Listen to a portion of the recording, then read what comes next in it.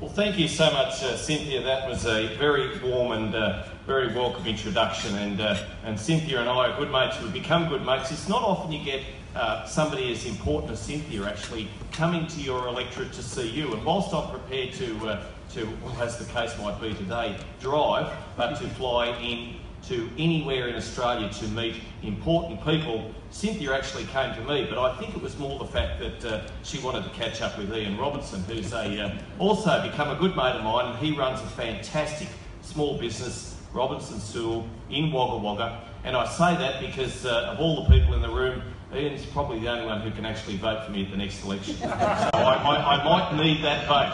I do want that vote, I might need that vote. But Ian was actually recently, he couldn't make it, he had to send his wife because he'd actually come off his bike, but Ian was actually a nominee, a finalist in Australia-wide Small Business Person of the Year award. Now that is significant because sometimes when you think about small businesses, you don't think of your sector. You don't think of the sort of people who make up your sector. But earlier today, when I got here, I sort of met that side of the room. Now, if I was the Speaker of the House of Representatives, that side of the room would be the opposition. So I look forward to meeting that side of the room, which is sort of if I were the Speaker and I was looking out at the House of Representatives, that side of the room would be the government. But what really struck me from the side of the room and those representatives I met was the fact that your sector does face challenges. There is absolutely no denying that. There's no question about that. But as Mike talked about, as Cynthia mentioned, and as Ashley Benny, where are you, Ashley? You're over there. There he is. Wave. Ashley also talked about were the opportunities. Now there are challenges, but when I talk to small business owners and operators throughout Australia, sure, some of them talk to me about the challenges, and I appreciate that. But your sector is also talking about the opportunities in the same sentence. So that's significant, and you are facing many challenges, but also many opportunities in what you do every day, driven by housing affordability, driven by the banking sector, driven by regulation and government, but also driven by such things as innovation and the need for your sector to get on board, and you certainly are getting on board. Ian does. That's why he was a finalist in the Australian Small Business Person of the Year. Mike knows full well the challenges and also the opportunities. And to Cynthia, I say keep up the good work because you are doing an outstanding job. Individually and collectively, right around the room, I am in awe of what you do. I know how hard it is. And I don't just say that lightly. I don't just say that because I'm the Minister for Small Business. I truly am in awe of what you do because I know I ran my own small business for 8 years. As Cynthia said, I was the editor of the Daily Advertiser at Wagga Wagga. I have to say, it perhaps whilst it might have considered itself somewhat of a small business, at the time I actually had 58 journalists directly responsible who answered to me. And so it was quite a large operation for a regional community. But then I took the leap of faith, as many of you did, as many of you have. In recent years, and some of you some decades ago, to take that leap of faith to be your own boss, to be someone who is the master of your own destiny, and that takes a lot of effort.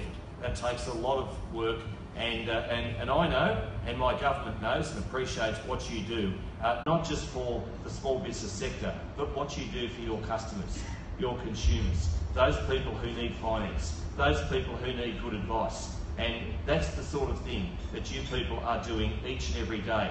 And you're starting very early in the morning, you're finishing very late at the night, and sometimes when you get home, you've got more paperwork courtesy of our government.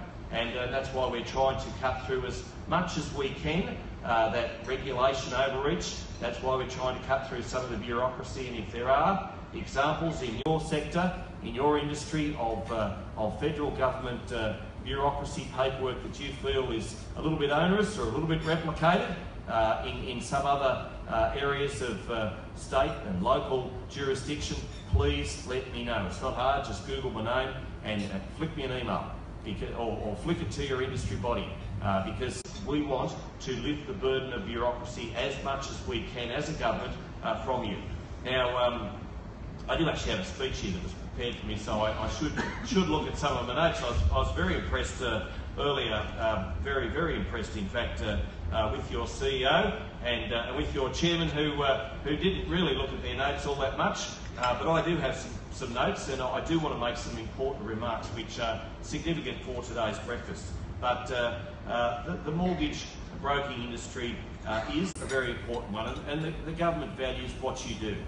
We know the vital service it provides to consumers across Australia, and Cynthia mentioned the challenges, the opportunities as well that regional Australia faces, and she's right. I am the first regional minister of this portfolio since the portfolio was introduced to government, and whatever colour or stripe that government is, it needs to acknowledge, to recognise, to value and to promote as much and as often as it can the small business portfolio, because small business is big business in Australia. Small business now, thanks to our recent changes to the definition, thankfully that got through the Senate, it now identifies, it cuts across 99% of all business activity in Australia. And right now, amongst that small business sector, there are 17,000 mortgage brokers in Australia. And those of you sitting before me make up what I'd say a mere handful of those 17,000, but a very important handful. And I say that because Sydney is a driver of much of Australia's economy. Now, I know this has been live streamed across Australia, and of course, everywhere in Australia is valued very much. But what you people do for your customers here in Sydney is so vitally important. You're assisting with not just home loan mortgages, but financing for many small businesses. And this is as many bank branches reduce, as Mike mentioned before, reduce their retail footprint, certainly in areas from where I come from, making brokers the only source in some areas of financial services for what I would say is a growing customer base. And it's for all of those reasons why your industry is so strong, and we as a government want to make it even stronger. Now, in the past year, it's expanded by 4%, and brokers now lend more than 50% of all home loans. And that's exactly what our government wants to see. You people having a go. Most importantly, our government allowing you to have a go, and it's important, it's incumbent upon government to make the policy settings as easy for you as to be able to actually have that go, to back yourselves and to do what you've done so well for so many years. Every new business, every person who uses a loan to pursue their dreams is helping to create jobs. Every one of them is helping to make our economy grow and making the most of the opportunities, as Ashley mentioned, available in Australia. Now, jobs aren't created with red tape or instruction, and I would dare say they're not even created by government, they're created by you people. Jobs are created by small businesses. Jobs and growth are the byproduct of hard-working, entrepreneurial people who are driven by a desire to be their own boss, enterprising people, especially those in small business. Now, in other words, jobs are created by people just like you today. You face the same challenges, the same pressures. It's not an easy job. It's rewarding, yes, but it's not easy. Now, the government understands this, and that's why we're trying to put in place, as I say, the policy settings to benefit you. We're creating the framework. We're getting the conditions right. Now, you might not always agree with government, and that's why we open it up to, that's why any review that's ever conducted by regulatory bodies or the like, there's always consultation, and we value stakeholder input. Now, I talk about what government's doing. Our plan for company tax, just recently, we lowered the company corporate tax rate to 27.5% and made the threshold for small business, that the definition of a small business as it would be, to a $10 million turnover.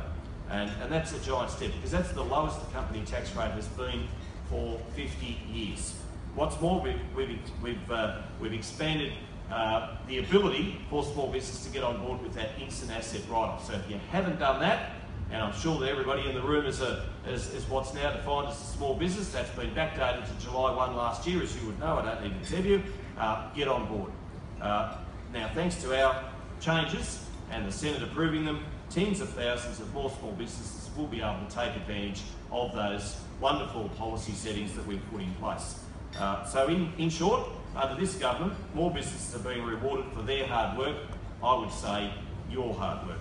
Now, it's important that people reinvest in their business, and that's what generally small business owners and operators do. If they get a bit of a tax break, if they get a bit of more cash, they generally put it back into their business, and that's why the government is trying to reward you as much as we can with the policy settings that we're putting into place. Now, as I say, we have cut through red tape. If you've got examples of them, I'd love to hear them. Flick me an email, send it to Cynthia, send it to Mike, and let me know about them. Now, before I finish, I just want to mention, because it is important, Mike mentioned it, it's the Australian Securities and Investment Commission's recent review of mortgage broker remuneration. Now, this was finalised last month, and what it found is, as you would know, that under the current ownership, remuneration structures could create conflicts of interest and leading to poor outcomes for consumers. And of course, none of us want to see poor outcomes for consumers, not least of which obviously government, but not least of which you people in this room, because repeat custom, repeat business is what makes your small businesses great. Now, under the review, it did make a number of recommendations for the industry, from improving the standard commission model to moving away from soft dollar benefits, as Mike mentioned. That said, however, and speaking of Mike, he poured the glass.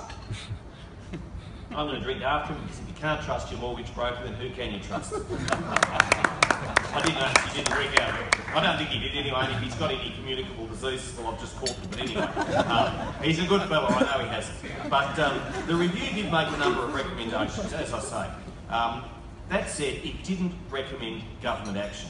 Instead, the industry is being encouraged to provide feedback on implementing the proposals. Now, I agree wholeheartedly with that approach. And as I said at the beginning, the government values this industry very, very highly. We put you up there, we really do, and I do personally, because I know Ian's come to see me, Cynthia has. I know people in this sector from my dealings with over the years, not just as small business minister, not just as a small business owner and operator, but also as an editor of a reasonably influential regional newspaper, that you people generally get it right. Generally get it right 99.9% of the time. And so that's across industry models across Australia is pretty darn good. Now, the government, as I say, wants to help you, and I know you want to help yourselves. And so I was particularly encouraged by how the industry, including the MFAA, engaged with the review process. And of course, that is an ongoing thing. I also know the industry understands that the more transparency, the better outcomes for consumers will make your industry more sustainable. And I heard that word used previously this morning. Ultimately, it's the best outcome for everyone. And that's how the industry will continue to grow. That's what the government wants. That's those of you who are here want. And to that end, I do want to thank you most sincerely. I appreciate that this morning, in one sense, has been put on to listen to me.